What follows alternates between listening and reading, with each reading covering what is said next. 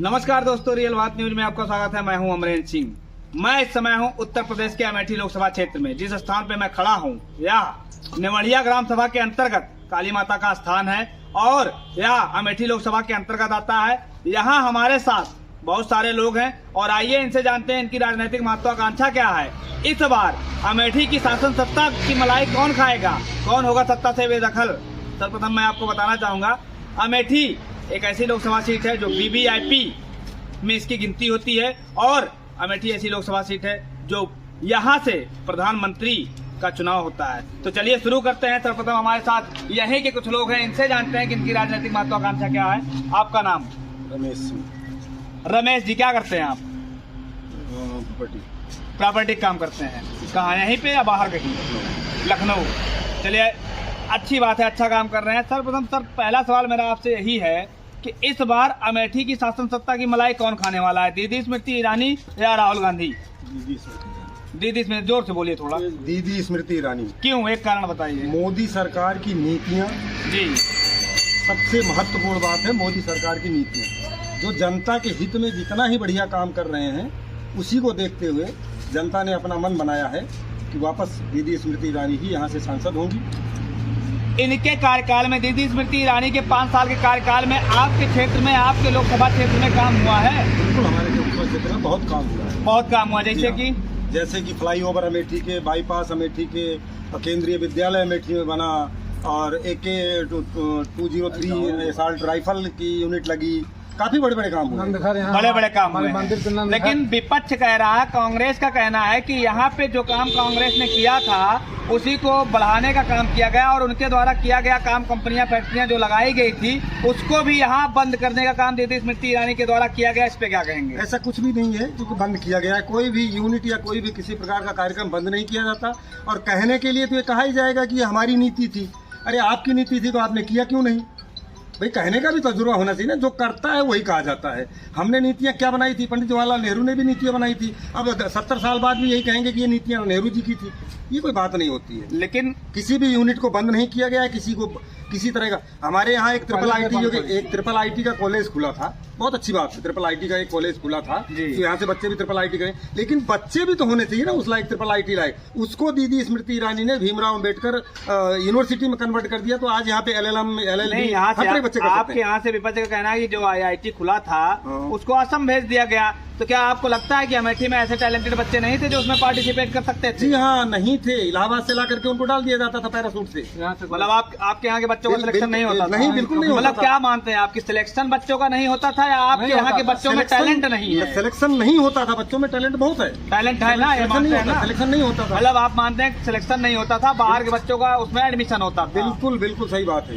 अब उसको इन्होंने यूनिवर्सिटी में कन्वर्ट कर दिया। अच्छा, चलिए एक बात और पूछनी थी आपको। अगर इस बार राहुल जी यहाँ से चुनाव लड़ते हैं, अमेठी से चुनाव लड़ते हैं, तो क्या आप लोगों को डर लगता है कि दीदी स्मृति ईरानी इस बार चुनाव हार रही हैं? बिल्कुल नहीं डर लगता, क्योंकि 15 साल वो यहाँ के सांसद थे, उन्होंने कुछ किया ही नहीं। हम आपको बता दें, यहाँ पे सरकारी कोई कॉलेज नहीं है।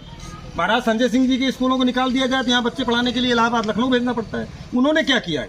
नहीं, अगर किया नहीं है तो मतलब विपक्ष का कहना है कि अगर इस बार हम लोग आएंगे तो भारी संख्या में हम लोग बहुमत से आ रहे हैं, अमेठी में कम से कम जीत का मार्जिन हमारा 1 लाख के ऊपर रहेगा। इस पे क्या लगता है आप लोगों को? ये सिर्फ हवाई है या कहीं ना कहीं जमीनी हकीकत यही है? 4 बाग रेलवे स्टेशन पे अगर जाया जाए तो लगता है कि आज पूरा उत्तर प्रदेश चला जाएगा। किसी दीवानी कचहरी में जाया जाए तो लगता है सबके ऊपर मुकदमा ही है। मेडिकल कॉलेज चला जाए तो ऐसे लगता है सब बीमारे हैं। तो ये कहने की बात है, विपक्ष कुछ भी कह सकता है, ऐसा कुछ भी नहीं है। इस बार 400 पार। आपकी नजर में इस बार यहाँ से अमेठी लोकसभा क्षेत्र से दीदी स्मृति ईरानी पुनः सांसद बनने जा रही है? बिल्कुल बनने जा रही है। और प्रधानमंत्री कौन बनेगा? वही मोदी। 400 पार का जो उनका नारा है बिल्कुल सत्य होगा, सत्य है। बिल्कुल। लेकिन 2 फेज का चुनाव हो चुका है और उसमें कहीं ना कहीं कम वोटिंग के बाद प्रधानमंत्री, जो हमारे यहाँ के प्रधानमंत्री श्री नरेंद्र मोदी जी, उनके चुनावी भाषण में 400 पार वाला जो नारा है वो अब सुनने में नहीं आ रहा है। इसमें क्या नहीं, ऐसा कुछ भी नहीं है। वो नारा जो लगाया जाता है, जरूरी नहीं है कि रोड पे चलते हुए लगाया जाए।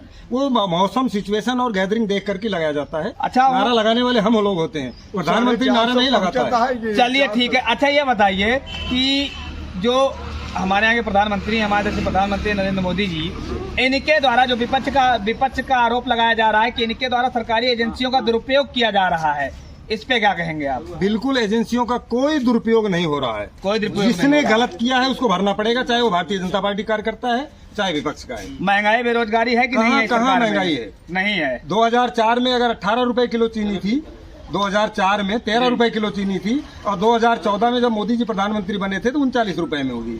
3 गुना महंगाई बढ़ी। क्या 39 तिहाइयां जोड़ दिया जाए तो 14 और 24 के बीच में हुई है? नहीं हुई है। कहाँ महंगाई है? लेकिन विपक्ष तो कह रहा है कि महंगाई इतनी है, बेरोजगारी इतनी है कि इस बार हकीकत, जमीनी हकीकत यह है कि आप लोग शासन सत्ता से बेदखल होने जा रहे हैं। इस पे क्या तो कहेंगे? मैंने यही तो कहा ना कि चारबाग रेलवे स्टेशन पे लगता है सब खाली हो गए, तो विपक्ष तो वही देख के कह रहा है।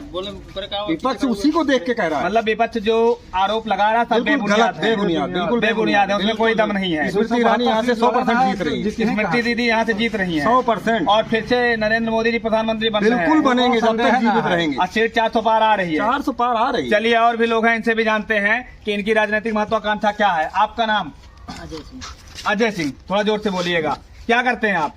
मैं खेती करता हूँ। खेती करते हैं, किसानी करते हैं। जी। खुश हैं खेती से? जी इस सरकार में आपको सारी चीजें मिल रही हैं? हाँ, खुश है, मिल रहे हैं सब, लेकिन सर थोड़ा सा ही जानवर से तकलीफ है, बाकी और कोई तकलीफ नहीं। क्या दिक्कत है जानवर से? बस यही चल लेते हैं। चल लेते हैं, बड़ा नुकसान हो जाता है। नुकसान तो होता ही है। अच्छा ये बताइए, किसान का इस बार सबसे बड़ा मुद्दा क्या होने वाला है?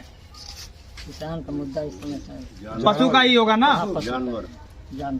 सरकार कहीं ना कहीं आप मानते हैं कि जो आज आवारा पशुओं से किसानों को दिक्कत हुई है, चाहे ठंडी हो, गर्मी हो, बरसात हो, के कारण ही यह दिक्कत हो रही है। अब सरकार क्या कहें सर, ये तो पहले भी आदमी का गौ हत्या का उसी पर अंकुश लगाया है, लेकिन अंकुश लगाया, लेकिन गौशालाओं का निर्माण कराया गया सरकार के द्वारा। गौशाला में शिकायत मिलती है कि वहाँ पशु 1000 रुपया, 1500 रुपया लेके पशु लिया जाता है और शाम को लेते हैं, सुबह फिर छोड़ दिया जाता है। ये बात सही है? सही क्या बोले सर, हमारे यहाँ है नहीं गौशाला, तो मैं क्या बताऊँ। नहीं, जो आसपास की गौशालाएं हैं उसमें यही चल रहा है। इसका बारे में चलिए, आपके अमेठी से कौन आने जा रहा है? दीदी स्मृति ईरानी या राहुल गांधी? इसमें भी नहीं। क्यों, एक कारण बताइएगा। जो काम है सर सही है। जो काम किए हैं सही किए हैं। प्रधानमंत्री कौन बनने जा रहा है? नरेंद्र मोदी। नरेंद्र मोदी जी। क्यों? उनका काम सही है। काम सही है इसलिए बनने जा रहे हैं। चलिए ठीक है, और भी लोग हैं, इनसे भी जानते हैं इनकी राजनीतिक महत्वाकांक्षा क्या है। आपका नाम? परवेश जी। क्या करते हैं आप? तो खेती बाड़ी करते हैं। खेती बाड़ी करते हैं। खेती बाड़ी से आपका भरण पोषण हो जाता है? हो जाता है। हो जाता है। मोदी जी 6000 दे रहे हैं, उसमें कुछ जुगाड़ हो जाता है ना। 6000 में हो जाता है, कुछ ना कुछ जुगाड़ हो जाता है। छोटे किसान का एक टूर हो जाता है, चाहे जोताई एक टूर हो जाता है, चाहे खाद हो जाए, कुछ ना कुछ मदद मिल जाती है इससे। 10 साल मोदी सरकार और इसके पहले 10 साल मनमोहन जी की सरकार, किसको अच्छा मानते हैं आप? अरे मोदी जोड़ पूरा विश्व लोहा मानता है, हम कौन? मतलब आप मानते हैं मोदी जी अच्छे हाँ, थे? बहुत अच्छे हैं। बहुत अच्छे हैं। हाँ, अच्छा, पूजनीय है, पूजनीय। पूजनीय है। हाँ। महंगाई बेरोजगारी है कि नहीं है? कहाँ महंगाई है? नहीं है, महंगाई आपकी नजर में नहीं है? बिल्कुल नहीं है। लेकिन विपक्ष तो कह रहा है महंगाई बेरोजगारी बहुत ज्यादा है, विपक्ष वे भाषा लोग त्रस्त हुए हैं। 272 सीट लड़े रहे हैं, कहाँ से सरकार बना ली है सब? नहीं, सरकार की बात नहीं। अच्छा एक बात बताइए, विपक्ष कह रहा है कि आप 5 किलो राशन पे जनता को बरगलाने का जो काम कर रहे हैं, इस बार जनता आपको सबक सिखाने जा रही है, इस पे क्या नहीं, कहेंगे? नहीं, वही तो हम लोगों के लिए गरीबों को रीढ़ की हड्डी है राशन। मतलब 5 किलो राशन से गुजारा हो जाता है? बिल्कुल हो रहा है। तो कहीं ना कहीं बेरोजगारी और महंगाई नहीं है। कुछ नहीं है। दीदी स्मृति ईरानी या राहुल गांधी? अमेठी से कौन आ रहा है? स्मृति ईरानी कम से कम 2 लाख वोटों जीत रही हैं। 2 लाख वोटों से जीत हाँ। रही है। विश्वास है आपको? हाँ, 100%। प्रधानमंत्री कौन बन रहा है? अरे नरेंद्र मोदी बन रहे हैं। नरेंद्र मोदी बन रहे हाँ। हैं। विपक्ष जो कह रहा है हमारी एंट्री होने जा रही है, वो सब फर्जी बकवास, हवा हवाई है। हाँ, सपना देखना सबका काम है, देख ले, कोई मतलब नहीं है। कोई मतलब नहीं। चलिए और भी लोग हैं, इनसे भी जानते हैं कि